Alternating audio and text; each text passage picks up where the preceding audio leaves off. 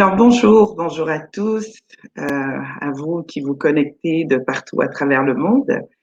Donc nous vous souhaitons la bienvenue du Salon du Livre et des Arts chrétiens. On a l'occasion à travers ce salon de pouvoir présenter des trésors, des merveilles que Dieu dépose dans les cœurs de différentes personnes à travers l'écriture et à travers également les arts. Et nous avons le privilège d'échanger aujourd'hui avec Annie Moulin-Stéphane, qui est une passionnée de lecture et d'écriture. Donc, on parle du Salon du Livre, on parle des arts. Donc, bonjour et bienvenue, Annie. Bonjour à toutes. Merci de m'accueillir pour ce moment de partage. C'est un plaisir. Donc, on parle de passion. Et lorsqu'on parle de passion, on parle également de cette capacité à partager cette passion. C'est pour ça, justement, que vous êtes là. Vous êtes auteur de 2 livres déjà. Et je dis bien déjà parce que parfois les pensées se bousculent dans nos cœurs. Mais on a de la difficulté à les exprimer. Mais Dieu vous a accordé cette grâce de pouvoir avoir une très belle plume. Donc, je vais vous permettre, si vous le voulez bien, de présenter brièvement vos 2 ouvrages.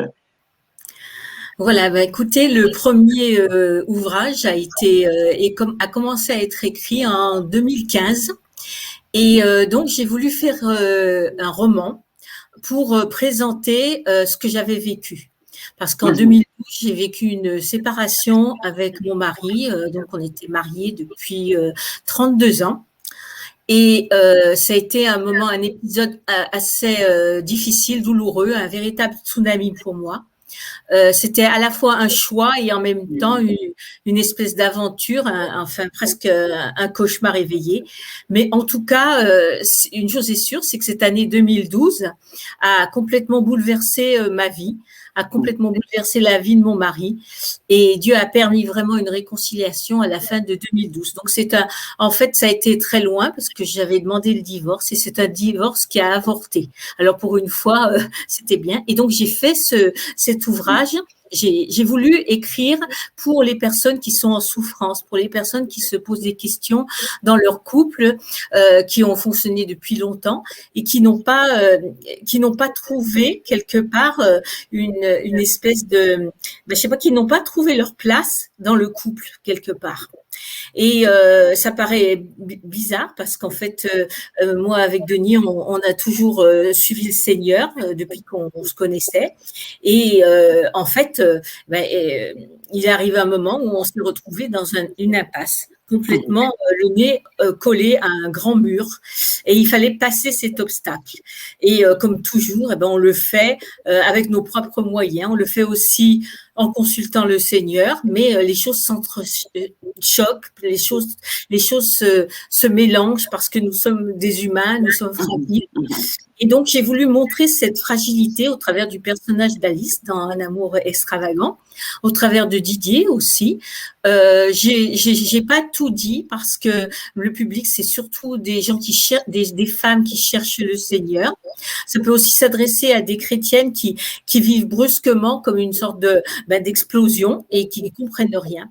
En tout cas, le message de fond, c'est celui de cette quête de l'amour qu'on a toutes et tous, qui peut nous entraîner très très loin, surtout maintenant avec les réalités virtuelles. C'est aussi un rappel aussi de tout le bagage de notre passé qui peut parfois nous exploser en pleine figure.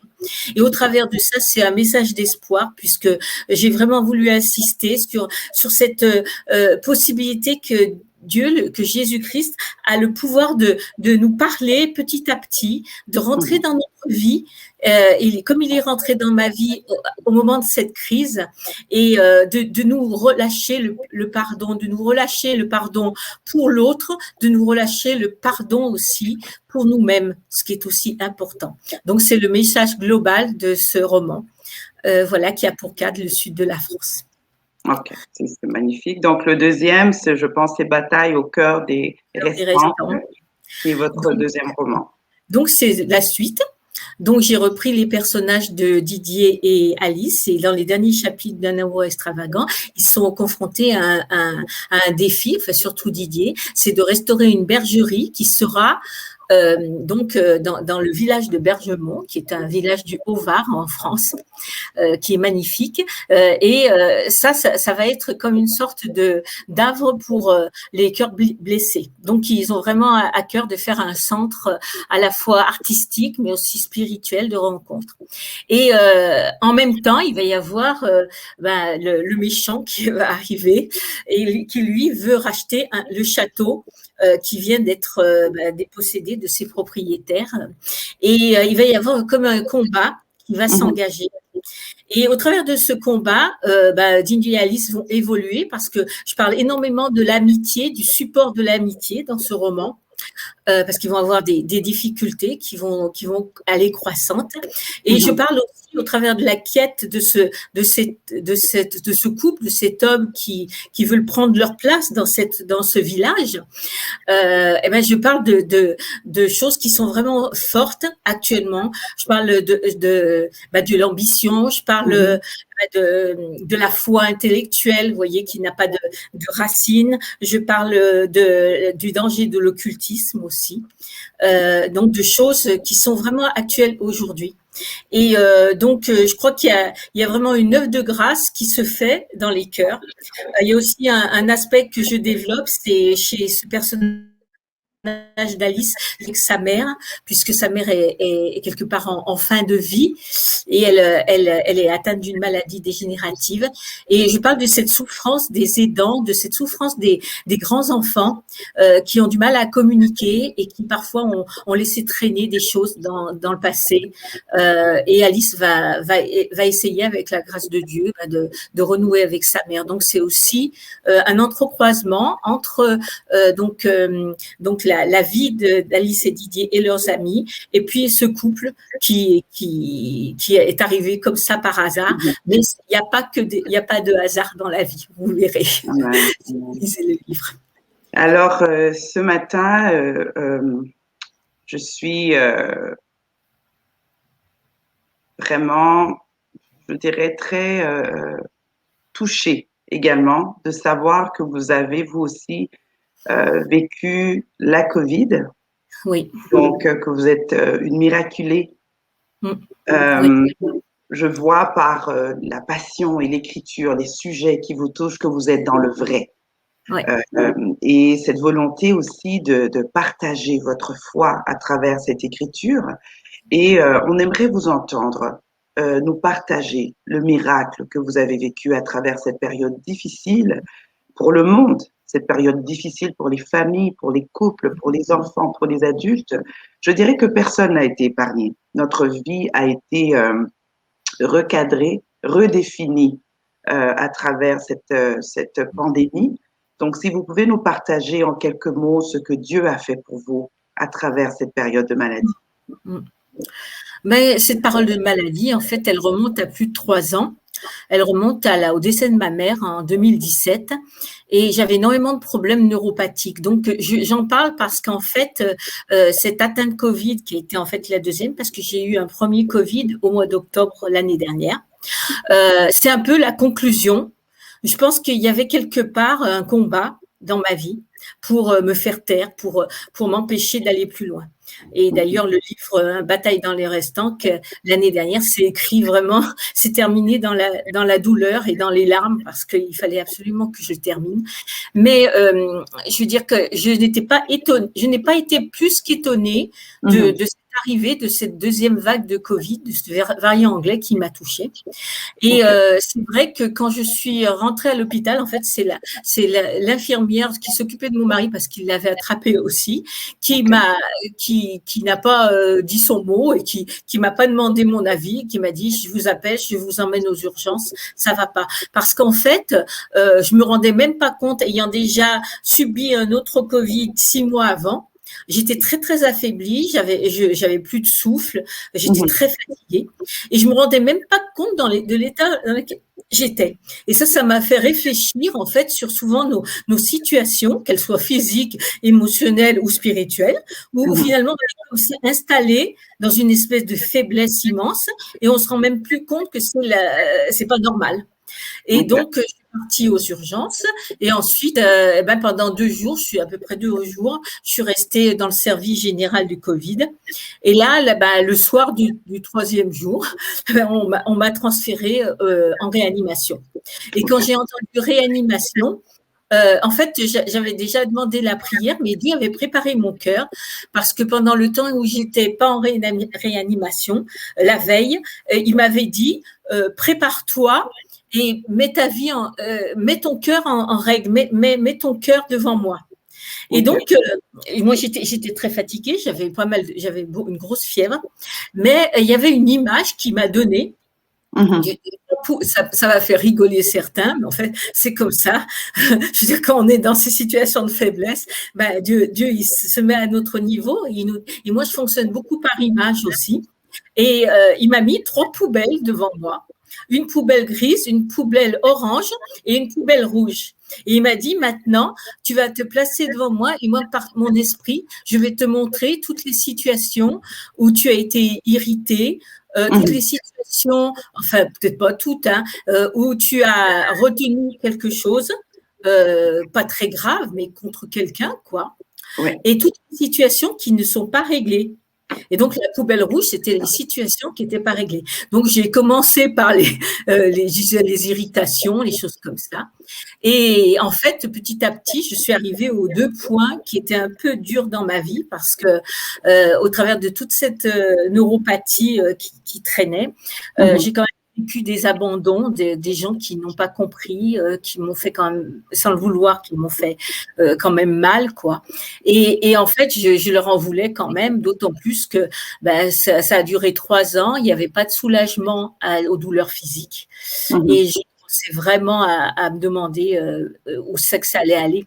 Et d'autant plus que l'année dernière, j'ai quand même fait une dépression, quoi. D'accord. Voilà, compensatoire à cause de ces douleurs.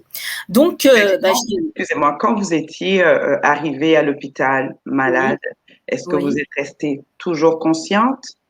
J'ai toujours été consciente, mais enfin, si vous voulez, il y a des moments, je sais plus si c'était que je dormais ou pas, mais j'ai pas été en coma. Ils m'ont pas intubée, donc j'ai simplement eu à un moment donné de la ventilation forcée, quoi, Mhm. vraiment très très forte.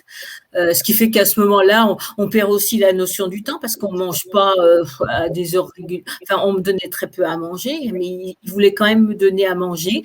Mais j'arrivais à très peu manger. Et surtout, c'est 6 jours qui sont passés où on ne sait plus trop le jour, la nuit. Vous voyez, on est un peu dans un univers où il y a beaucoup d'alarmes, de Mhm. sonneries, Mhm. des choses comme ça. Une Et ambiance d'hôpital. mais j'étais très très bien, je remercie Dieu parce que j'ai été vraiment très très bien Génial. suivie. Et je pense qu'en un an, le personnel a fait beaucoup de progrès. La médecine sur cette pathologie a fait beaucoup de progrès et permet que ça se passe le mieux possible. Donc Mhm. en fait, cette vision, je l'ai eue avant de rentrer en réanimation. Et en fait, je me suis pas rendu compte parce que j'ai lu les comptes rendus opératoires après. Donc, je savais pas quel jour vraiment on était. Mais une nuit, il y a le personnel est arrivé et il y a une dame, enfin une des infirmières de nuit, qui m'a tenu la main, qui m'a pris ma main. Et c'était vraiment une nuit particulière où je sentais vraiment des choses se passer dans l'esprit, mais j'arrivais pas trop à mettre le nom sur ce que c'était, quoi. Mhm. Et à un moment donné, j'ai eu une vision d'une femme qui avait une grosse capuche noire sur la tête Mhm. et qui s'est présentée et qui m'a dit j'attends. Et je savais qu'il y avait la mort derrière tout ça. Ok. Et pendant ce temps, si tu veux, en esprit, j'ai pas eu de vision de Jésus, mais je savais qu'il était là, à côté de moi. Et la seule chose qui est passée, c'est un flot d'amour inconditionnel. Vraiment Amen. un flot de tendresse et je dirais même de gentillesse. Et je me suis tournée vers Jésus, j'ai dit merci Jésus pour ta gentillesse, merci parce que tu es là. Et j'ai répondu à cette image, quoi, cette femme-là qui venait. Je lui ai dit, tu n'as rien à attendre parce que tout est dans les mains de Jésus. Et elle est partie, quoi. Et après, bon, la personne qui s'occupait de moi, une des personnes, est venue me prendre la main. Et je ne sais pas ce qui s'est passé, mais il y a eu comme un flot de chaleur qui est rentré dans mon corps. Au moment où elle m'a tenu la main, je ne peux pas vous dire combien de minutes, peut-être 10 minutes, un quart d'heure, peut-être plus, je ne sais pas. Et donc, j'ai senti que je passais à travers quelque chose et que la vie, quelque part, votre image commence à se figer. Mais bon, c'était particulier parce que c'était très fort. Mais en même temps, ben, j'étais toujours dans mon lit, pas attachée, mais avec toutes mes cathéters, mes sondes et tout ça, quoi. Je veux dire, mais la vie revenait et c'est cette expérience qui m'a marquée. Et après, quand j'ai regardé le compte rendu, j'ai vu que c'était dans la nuit du 22 au 23. Et c'était vraiment la nuit, si vous voulez, où les choses peuvent vraiment basculer très vite, parce que dans ce type d'infection, ça peut toucher vraiment assez rapidement les organes, pas seulement les poumons. Mes poumons, ils étaient complètement pleins de pneumopathie partout, mais ça commence à toucher le foie, et après il y a une dégradation très rapide sur les reins et sur le cœur, quoi. Je veux dire sur l'ensemble des organes. Donc, je sais pas, j'étais dans un état de grande paix. Parce que je savais que les gens priaient pour moi aussi, que j'étais pas seule. Et je crois qu'il y a une chose qui est importante, c'est que dans le passé, moi j'avais peur de la souffrance parce que bon, j'ai quand même pas mal souffert physiquement à travers des hospitalisations. Et j'avoue qu'il y a des moments, j'ai été complètement submergée par ça, vous voyez, dans le passé. Par ces souvenirs. Et là, il y avait eu quelque chose qui s'était passé l'année dernière où je me suis dit, c'est pour ça que j'ai réalisé que d'un seul coup, toute cette peur de la mort, au sens de décrépitude, était partie. Et donc, quand je suis arrivée aux urgences, je savais que j'allais traverser un moment difficile. J'en avais une espèce d'intuition. Mais ça m'a pas affecté. Ça vous a pas affecté. Voilà. Et je crois que, je veux dire, moi, je comprends pas parce qu'en fait, ensuite, à la sortie, quand je suis sortie de réanimation, le temps de réadaptation était un petit peu dur parce qu'ils sont assez violents. Ils vous balancent de la réanimation directement dans les services. Et vous avez passé combien de temps à l'hôpital? En tout, là, j'ai passé un mois pratiquement. Pas tout à fait un mois. La réanimation. Non, parce que je suis rentrée le 20 et je suis sortie le 7. Et donc, après, j'ai passé par contre pratiquement un mois en service de réadaptation. Dieu a vraiment béni parce qu'il m'a permis de reprendre pied, de trouver des gens qui se sont occupés de moi. Et ça, c'était vraiment une bénédiction de voir des personnes gentilles. C'est la gentillesse et la compassion qui m'ont touchée, quoi. D'accord. Donc, moi, je suis vraiment touchée par ce témoignage et par les détails que vous partagez. Oui. De voir que à travers des périodes successives difficiles, l'amour de Dieu a toujours croisé votre chemin et Dieu a trouvé un moyen de vous faire comprendre cet amour. Parce que parfois, Dieu est là, on ne le sent pas, on est pris dans nos réalités quand même compliquées. Mais je vois qu'à travers les 3 années de maladie que vous avez connues, les gens vous ont abandonné, mais Jésus ne vous a pas abandonné. Donc, ce message d'espoir, c'est un message que le monde veut entendre dans un temps où, évidemment, on est dans le virtuel, dans l'éloignement, même si on est entouré de beaucoup de bruit, il y a beaucoup de solitude qui se vit.